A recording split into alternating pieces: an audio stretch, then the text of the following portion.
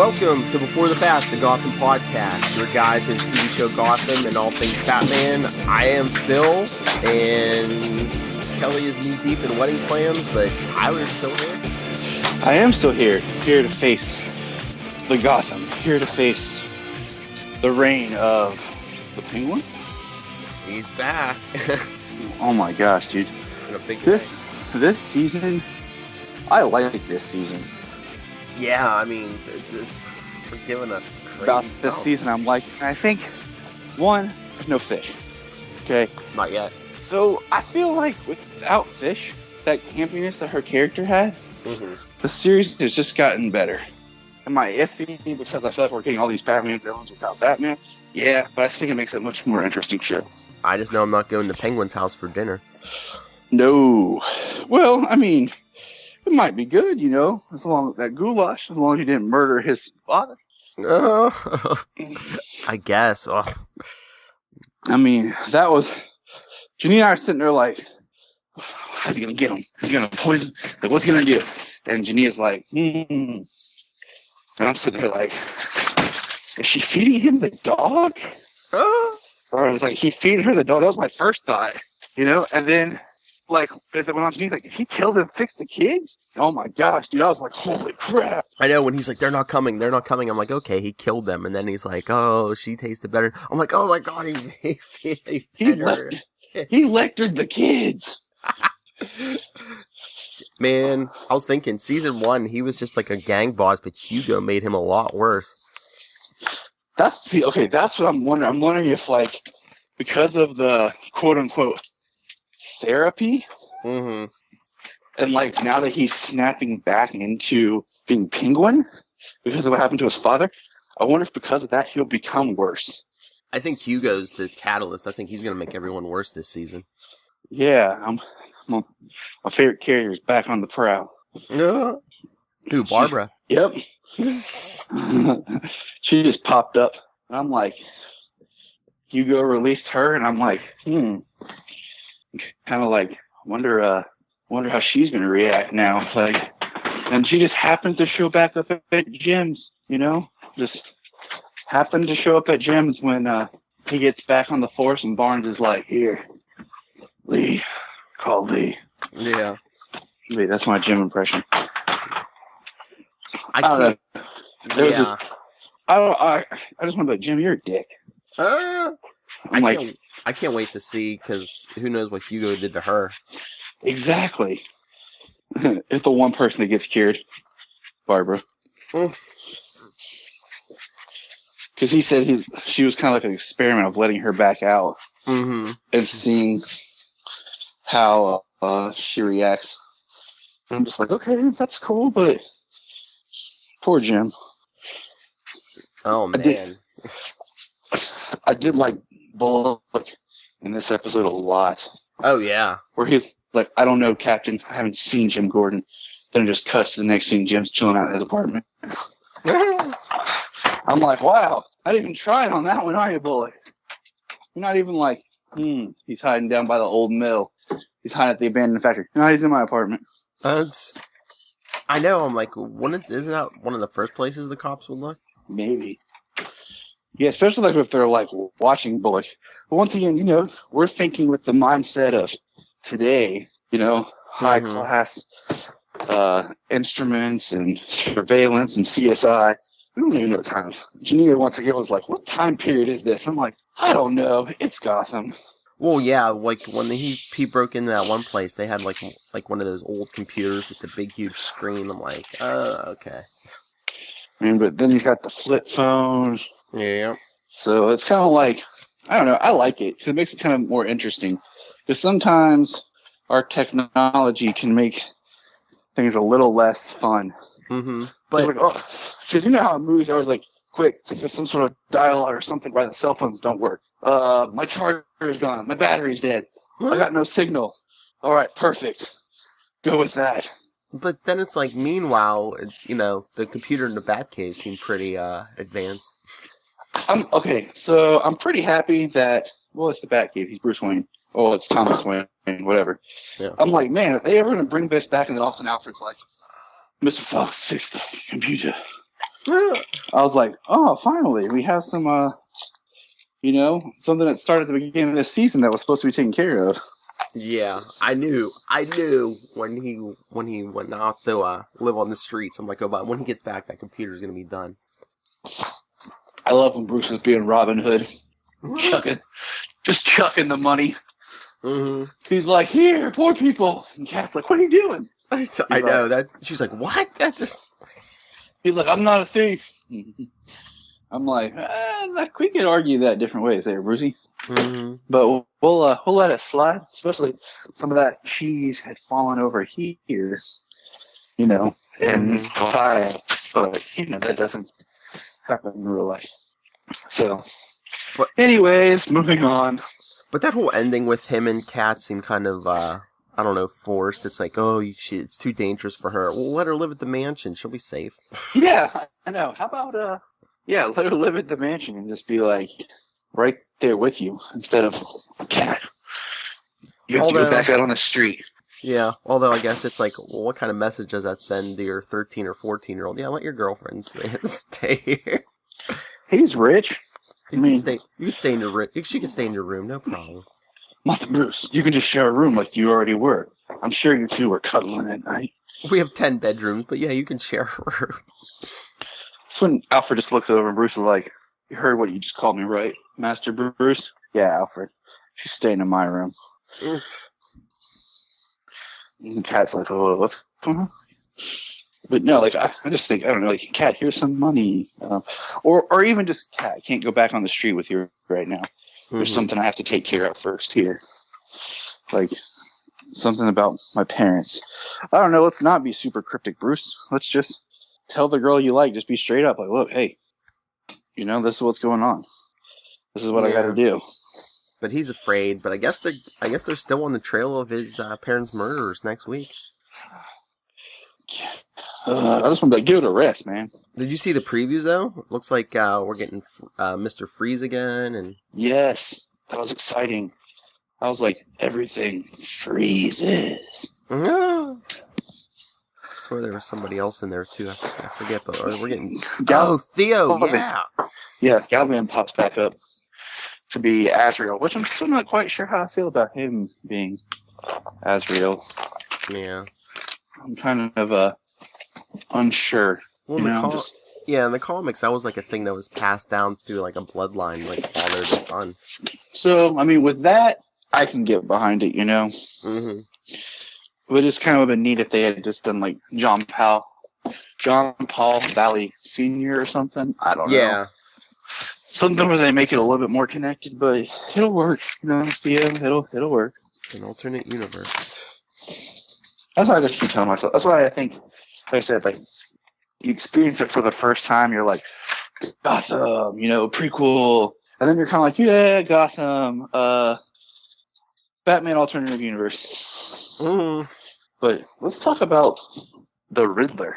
Oh, Eddie's got a one-way ticket to Arkham now, I'm pretty sure. Oh my gosh, dude. At first I was like, man, they're not going to make him the Riddler. And then I was like, you know what? They're making him the Riddler. Because, like, I kind of wished, like, it had gone on, like, longer in some ways. Like, really drug out just the puzzles and the clues. And everybody's kind of, like, scratching their head at who is this person, Yeah, but he's been going off the deep end for a while now. Yeah. And I just, I want to know if Jim had figured it out when he first came to Eddie's apartment, or if he had figured it out while he was at Eddie's apartment. I'm like, well, he should have figured it out before. But, yeah, because I was just sitting there and I'm like, because I don't know about you, Phil, but I wouldn't be taking tea from someone that I'm pretty sure was trying to kill me. Yeah, but it wasn't the tea, it was the chair. Yeah, that was a nice twist. He was like, that's why you're in the chair. Ugh. I'm like, dang it, Jim. He was lucky he didn't kill him with that. I was just sitting there like, all right, Jim, he got you on that one. I mean, think about it, an electric chair, he could have killed him.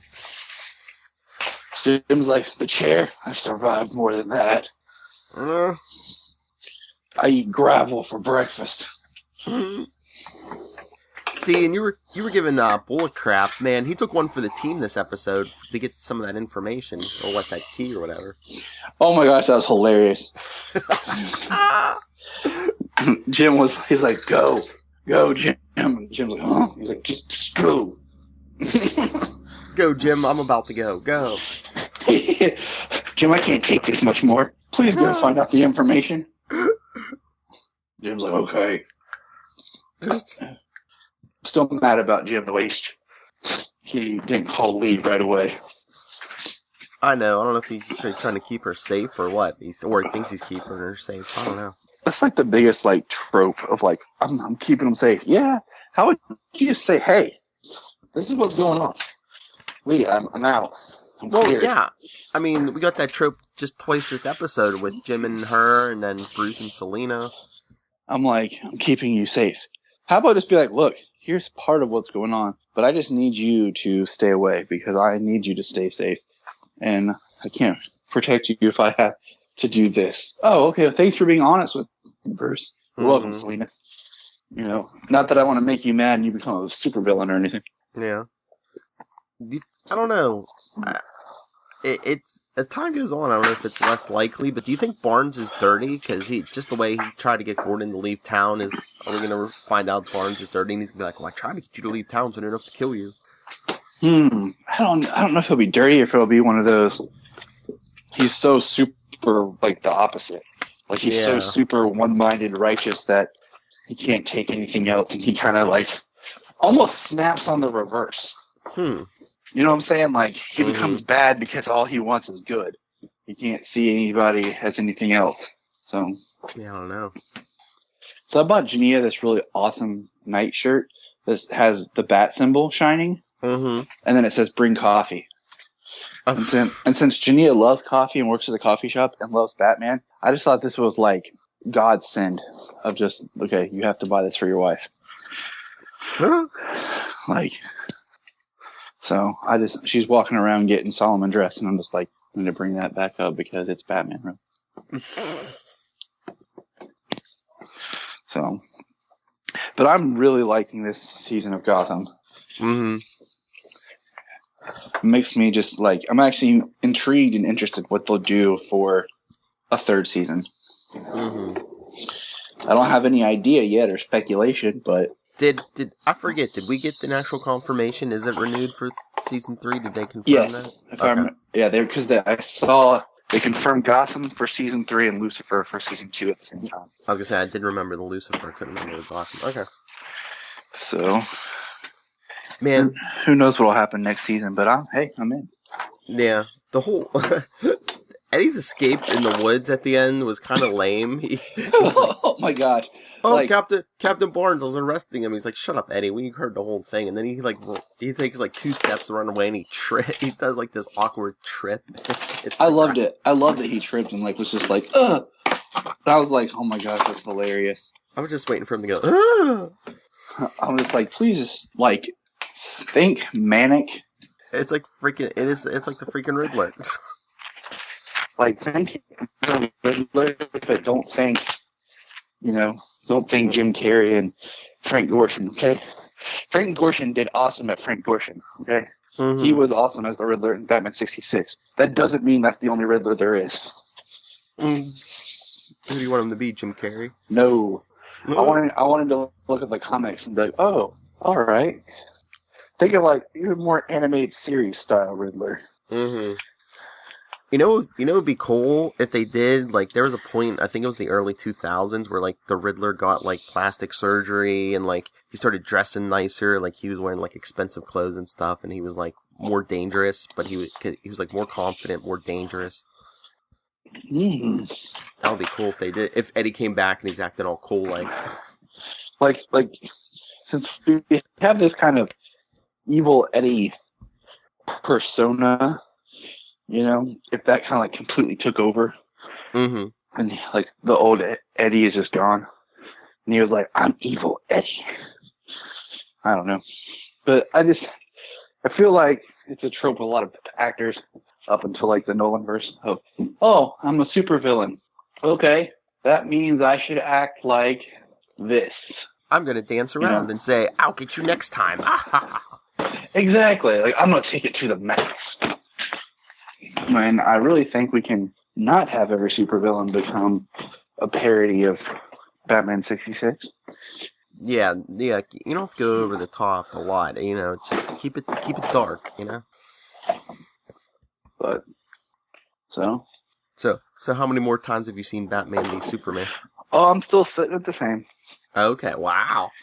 Yeah, I just haven't had time. I mean, 5 times is quite a bit. So I wasn't sure if you'd see it one more time. No, I think if they release the R cut, I will. Well, I think they're waiting for Blu-ray for that. Well, they were, but then there was rumors that they might release it in theaters to help boost the box office. Mm-hmm. Because it's not like it's performing; it's just not performing where they quote unquote thought it should. Mm-hmm. So, did you see? I think was it yesterday or the day before? They were saying, I guess the original cut with all the footage is like 4 hours long. Yep. I'm completely okay with watching that cut. I'll tell you why. Because the movie, there's a lot going on. And sometimes when you have that long of a film and you're working on editing, mm-hmm.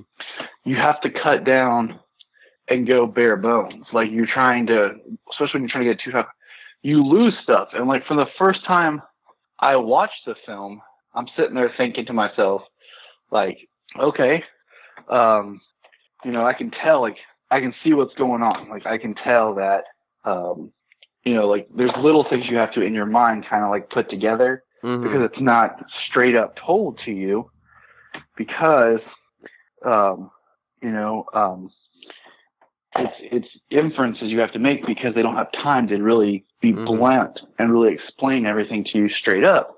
And I'm okay with that because I'm intelligent enough that I can kind of put pieces together. I don't have to be super, like, A, B, and C. I can put together a plot.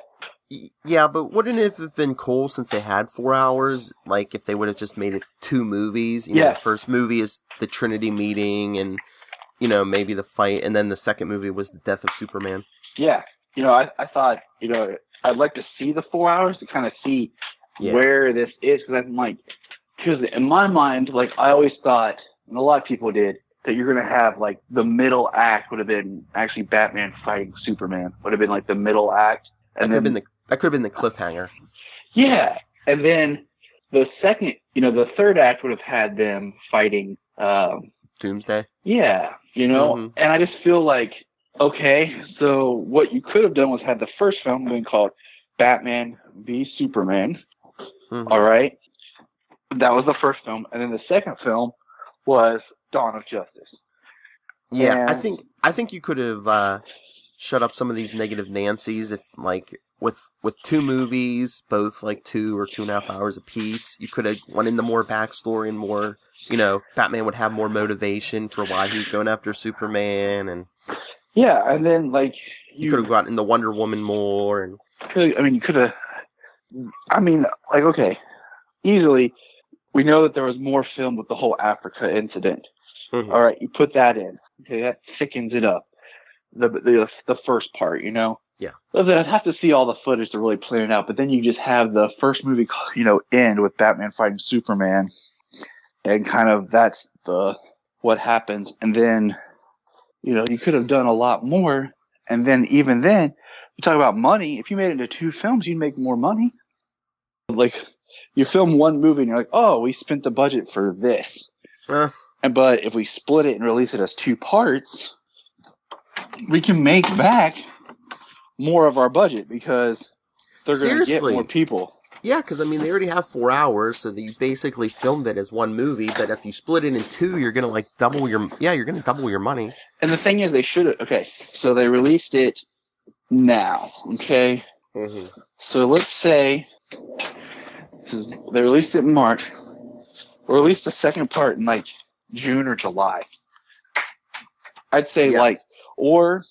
I don't know if they ever do that, though. It's even with all the Harry Potters and everything, don't they wait at least a year to release those? Well, usually, but wasn't the Matrix they did 6 months apart or something? I can't remember. I feel like it was something like that, where they released The Matrix Reloaded came out in the summer, and then the Matrix Revolutions came out like December, like 6. But and I'm thinking like because we want to still get the Suicide Squad.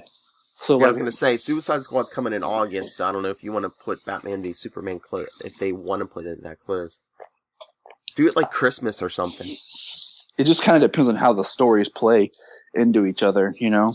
Yeah, that would be awesome if you did part 1, and then you had Suicide Squad in August, and they're talking about, you know, Batman and Superman going at it kind of like it's happening at the same time, and then you release part 2 at, like, Christmas time.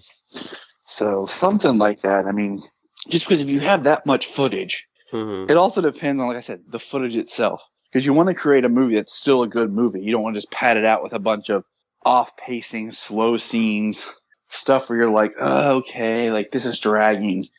You know, that's the miracle of editing. But yeah, I just feel like the movie was good. It wasn't a like Iron Man 2 where like you kind of lost focus of the character, and it wasn't like a Amazing Spider-Man 2. Like I enjoy Iron Man 2, but it's not one that I watch often. Like I only watch that one kind of when I'm doing my marathons of all right, we're gonna watch all the Marvels, get ready for the next one. I like Iron Man 2 better. Kind of when I watch Iron Man 2. Yeah, I like 2 better than 3 because he's like not even in the suit half the time in 3. Oh, we're not even talking about 3 right now, Phil. That's another hold.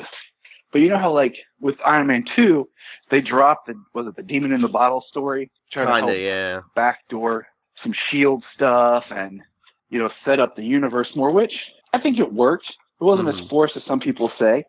The one that kind of was forced and is proven how crappy it was what happened with Amazing Spider-Man 2.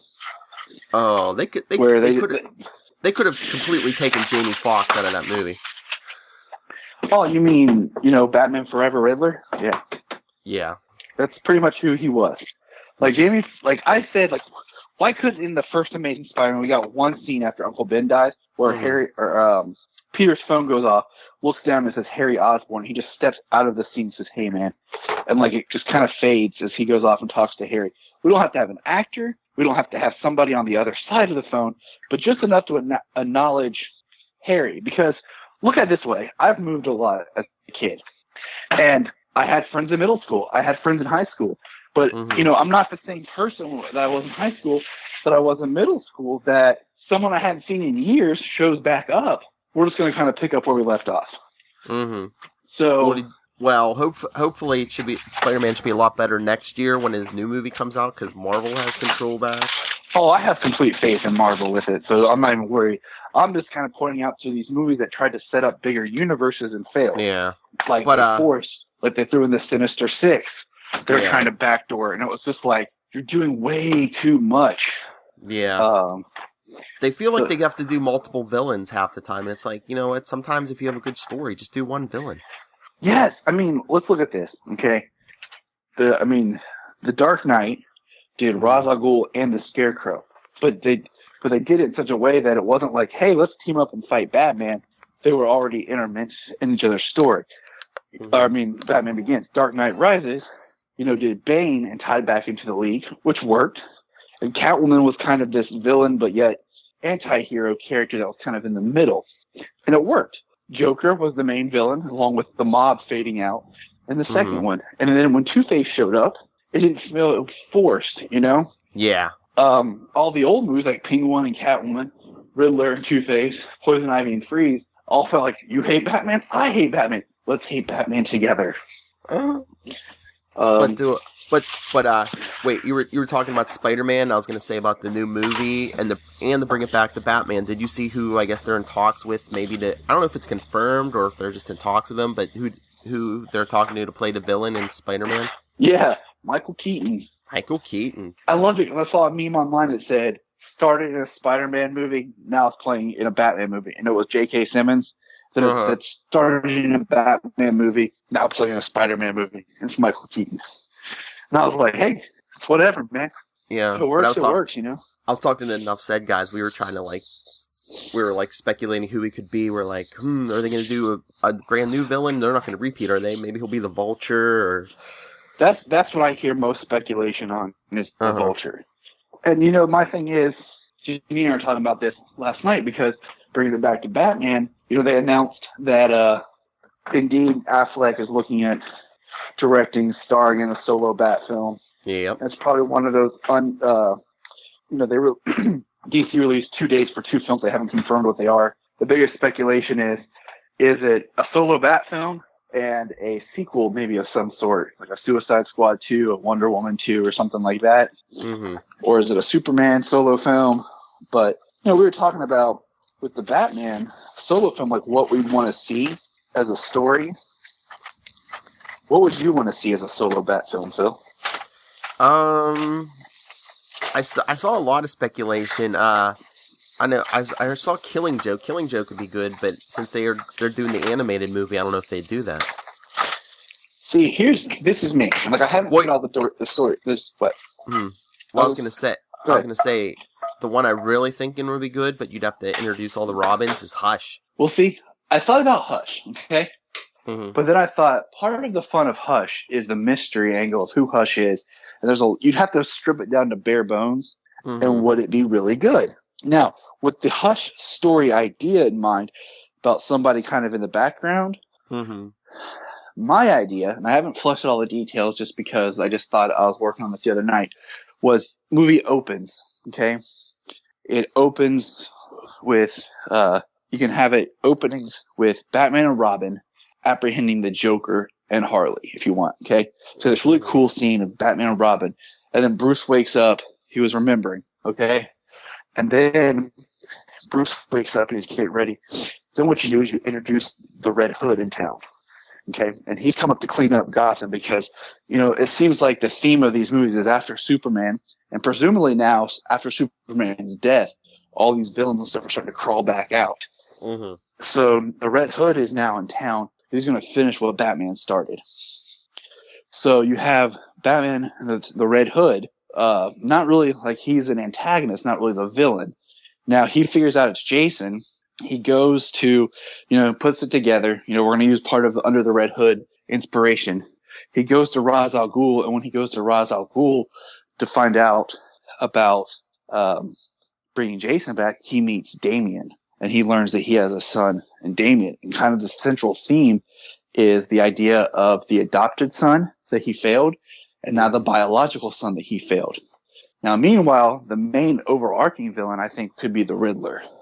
Like a really good Riddler who's doing a mystery game with Batman. And you could even do it more of maybe the Riddler wasn't an already established Batman villain. Like we know that there are some already established, but maybe the Riddler, this is his first time on the scene. So he's really kind of messing with Batman more. Because I was just trying to think, like, I want there to thicken up this Batman universe. I love the character of Robin in all the different forms. Jeannie and I watched Teen Titans vs. Justice League the other night. That was a really fun, good movie. A little dark at times with just the whole Raven story. But Damian is like Batman to the max. So with an idea of like a Batman who's coming back to being the good Batman he was, and then having to do with a kid who's over the edge. And I mean, Alfred dropped that line about if there will be a next generation of Waynes, about the wine cellar kind of off. Well, this is what the next generation of Waynes could be. And it could help explain maybe where Dick is. Like, maybe Nightwing shows up at the very end of it. Or, there's a scene of Batman talking to Nightwing or something. That's, like I said, there's a lot of variables in there just because I don't know what's going on in other movies or what their idea is, but that's just kind of where my head's at to make a really thick solo Bat film that has an emotional core of the idea of father and son. That could work. They should, or do combine some stuff. Do like Hush and the Red Hood are like basically at war with each other, and the city's getting caught in the crossfire. Hush is such a good personal Batman story. You know what I mean? The thing that was great about Hush was you didn't know who he was, what he was, or anything. And there's so many twists and turns. But with Hush, you really have to have, I think to do it properly, you have to kind of meet all the Batman villains, which I have no problem with. I think there'd be an awesome scene if you had Batman walking into Arkham and Arkham's run by Dr. Hugo Strange. And as he walks in, you have like that scene of him walking past the cells, and you see like the ventriloquist, Calendar Man, some of these smaller Mad Hatter, some of these villains that will never get their chance to really shine in their own film, but just having them, showing them that they do exist. Batman has fought them, has come into contact with them, I think would be just really an awesome way of just picking up the universe. Because I want, the problem is the Joker, no matter what version of Batman we get, every time we're going to get a rebooted Batman, we're going to get a rebooted Joker. Those two are just pretty much go hand in hand. Yeah. But that's the problem is like with the Spider-Man is, well, do we redo a villain or do we introduce a new villain? And I feel like when they did the Amazing Spider-Man, they shouldn't have just jumped to the Lizard. They should have done maybe Electro in the first one, and then because the Lizard's such a character that's personal to Peter that you could have built up that relationship. Because if they had done Spider-Man 4 and had done the Lizard, it would have worked because you've already met Kurt Connors in 2 movies. So basically what I'm saying is, like, do we want to see another rebooted version of a villain or a new villain that needs interpretation? Yeah. And I think the Riddler, we got him on TV, but we already know the TV universe and the film universe are different. So seeing a really good Riddler on film would be awesome. Yeah. I don't know. What do you think, dear fans? What are your speculations on a Batman solo film? What would you like to see? Who would you like to see on Gotham? Because at some point we're supposed to get Basil Karlo. Yep, Clayface. It is Basil, right? Basil, yeah. I can't remember if it was him or if it was Matt Hagen. Yeah. Yeah, I think it's Basil Karlo, yeah. So, but send us your thoughts on Gotham, what's coming up, Batman v Superman, the solo Ben Affleck movie that's coming up. But you can email us beforethebat@gmail.com. Facebook is Before the Bat, the Gotham Podcast.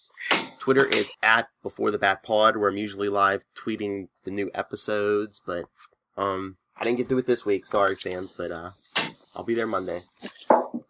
Our Instagram is our shared Instagram is beforethebat_FlashArrowPod.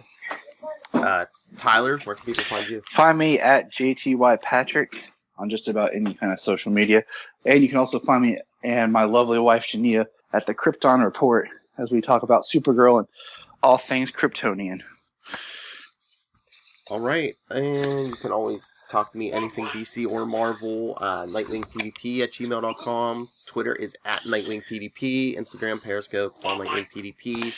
And check out my YouTube channel. Just getting started there. It's called... It's comic book stuff so far, but... It's called PhilPerishIsTheMan.com.